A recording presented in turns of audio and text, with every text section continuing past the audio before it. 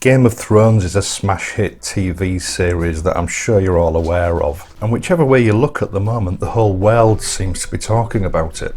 Now you're probably wondering what that's got to do with free sat-nav and a Quadlock bike mount, but bear with me just for a few minutes and all will become clear. Now some will have realised and some won't, but the whole series is actually a metaphor which centres around the subjugation of Yorkshire, the people of the north, by the powers that be in the south, down there in that London. The Lannisters being the evil, corrupt, treacherous and dishonest government ministers in London, and the Starks up there in the north are honest, dependable, brave, intelligent, and typical of Yorkshire people, as the latest series has shown. No matter what the Lannisters have done to them, it's the people from the north, the Yorkshiremen, that step into the breach to save the world. In fact, the Starks even talk with a Yorkshire accent, albeit that it's watered down slightly so that the Americans can understand what they're saying. Now all the goings on in this epic series chronicle basically what Yorkshire people have had to put up with at the hands of those ministers down in London as far back as history records, but it also portrays the attitude of the Yorkshireman in that it doesn't matter what you do to him. When the chips are down, when you need help, a Yorkshireman will always step into the breach and help you. Now here on YouTube I'm always getting comments asking me what my accent is and where I'm from, and when I tell them that I'm from Yorkshire, I'm usually met with a stony silence as though they've never heard of it, and there's good reason for that. That's because the UK government doesn't want the rest of the world to know about Yorkshire. Mainly because if the rest of the world found out about Yorkshire, the rest of the world would no longer take London seriously and political power would be transferred to somewhere like Hull or Burnley. In fact, it got so bad back in the 1970s that London became so paranoid about East Yorkshire taking over the country that they actually obliterated its existence by moving all the county boundaries and changing its name to Humberside. Now they couldn't keep us down forever, and although it did take quite a long time, eventually we were given our identity back and the county was reinstated to the East Riding of Yorkshire. Now it's unclear what actually tipped the balance here,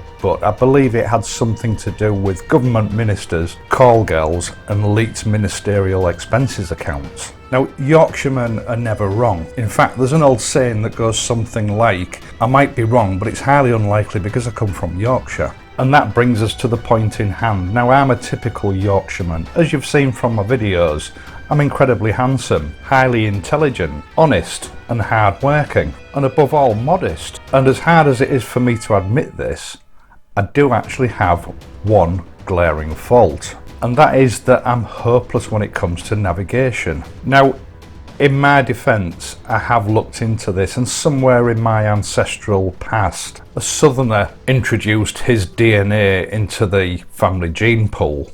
Now, this is the cause of my navigational ineptitude, so I'm sure you'll agree it's not my fault.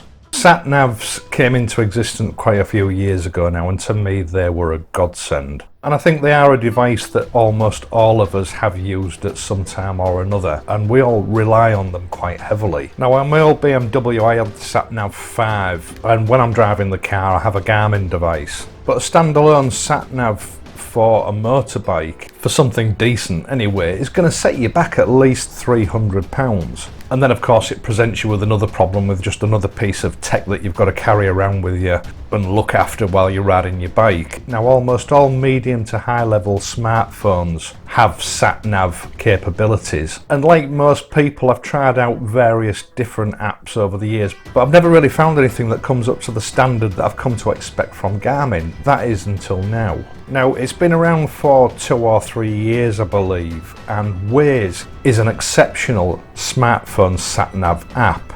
It's recorded over 100 million downloads, and it's estimated that there are approximately 85 million people worldwide relying on this app for satellite navigation on the road. It's a very sleek and smooth operating system with lightning fast recalculation capabilities and accurate navigation that I think is easily on par with an up-to-date Garmin system. The main difference being though that it is a community-based system, i.e. information about roadworks and traffic jams and other delays are inputted by other users, which means it's constantly being updated all the time that you're driving. Now, I had originally intended to do a full review on this app, but to me a review is an informative presentation designed to give people the required information that they need whether or not to make a purchase. And the brilliant thing about Waze is that it is absolutely 100% free, so I'm not going to bother.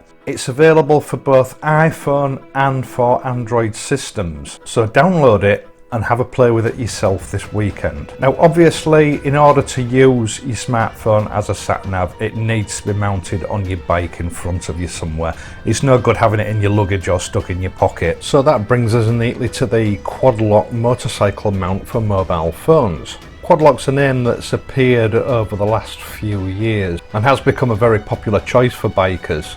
It's made by a company called Annex that comes from Australia, so once again this is a product that can be attributed to Yorkshire, because of course Australia was discovered by Captain James Cook, who was a Yorkshireman. So if it wasn't for Yorkshire, Australia wouldn't have been discovered and we probably wouldn't have the Quadlock today. Now the actual case is phone specific, that is, it's made specifically to fit a particular phone make and model, and from what I can see it's mainly iPhone and Samsung devices that are catered for, but they do also make a universal phone case. Now I have the Samsung Galaxy S7 Edge, which is supposedly a waterproof phone, so I'm not going to require it. But Annex do also make what they call a poncho, which is basically a clear waterproof cover which clips over your phone and your phone case in order to protect non-waterproof phones from water ingress while you're riding out in the rain. Now the Quadlock case actually incorporates an aperture for the Quadlock mounting system in the back. It's a very high density and robust material that is constructed from, and it fits the phone very snugly. It grips the phone very securely, and I don't think there's any danger of your phone coming out of the case even if you drop it. And the inside of the case is actually lined with some sort of microfiber material to prevent the back of your phone from being scratched while it's in the case. It has all the necessary cutouts for the speaker, micro USB, phone jack, etc. that you could require, and you still have full function of the volume control and the on and off switch. The case doesn't just have to be used in conjunction with the Quadlock mount. You can use it as your normal day-to-day phone case, which is what I've found myself doing. Now the actual motorcycle mount is a sort of a universal product, and it should fit most motorcycles with conventional handlebar systems. But if you found that it won't fit, there is also a mount made by Annex which will fit onto the stem of your motorcycle's handlebar mirrors. Now the instructions mainly just consist of a collection of diagrams showing you how to fit the actual mount and the various ways that it can be fitted to the bike. The rest is just a collection of warnings and disclaimers in a multitude of different languages, the usual sort of thing that you see with these sort of products. Now in the actual kit itself, you're going to find first of all the handlebar clamp. This, like the rest of the kit, is made from a very solid and hard-wearing engineering grade plastic. It fastens together with two Allen bolts which appear to be stainless steel, and you don't need an additional Allen key, it actually comes with one in the kit. Now also in the kit you'll find altogether 3 shims or collars of different thicknesses. These are to enable you to fit the clamp onto handlebars that have different bar diameters. There are 2 inserted into the plastic packaging and 1 which is already fitted into the handlebar clamp. And I did actually find that on the T120 the one that's already in the clamp seems to be the right one for the job. Also in the kit you'll find an extension bar. Fitting this is optional, it's simply there to give you more versatility in order to position the phone exactly where you want it. You won't necessarily have to use it, it depends on where you finally decide to actually fit the clamp. Now in the case of the T120 I did find that I had to use this just to get the phone more towards the centre of the handlebar to make it easier to view when you're looking at the clocks. And of course finally you've got the actual Quadlock itself. Now this can be mounted onto the end of your extension bar or it can be mounted directly onto the handlebar clamp.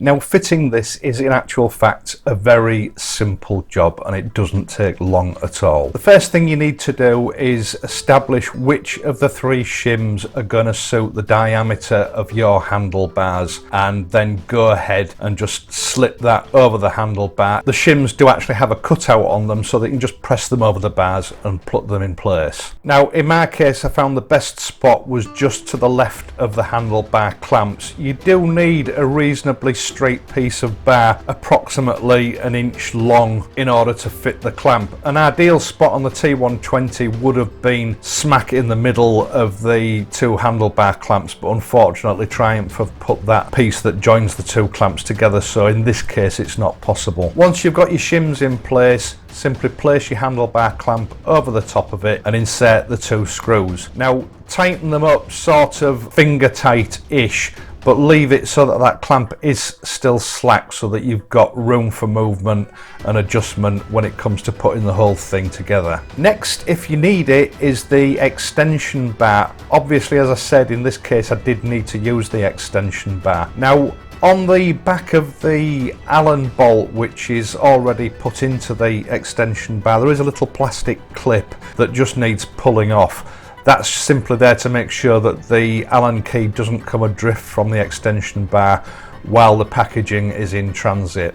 Once you've got that off, fit it into the top of your handlebar clamp and screw it in. Again, there's no need to tighten this up completely. It does actually have a ratchet affair underneath which stops it from moving, and if you screw it in too far, you'll find that you can't actually adjust it to the position that you actually want it at. So leave that reasonably loose so that you can still move it, unless you're sure of the situation that it's going to be in. And then finally is your actual Quadlock assembly. This again just screws onto the end of the extension bar, or if you haven't used the extension bar, it screws directly into the clamp. Fasten that in place, and then it's time to just line everything up and make sure that everything is exactly where you want it. You can then go ahead and tighten up both the screws on the handlebar clamp and on the extension bar. If you get it wrong, it's not the end of the world. All you have to do is loosen everything back up again and readjust it. Now, this whole operation literally takes 2 or 3 minutes, if that.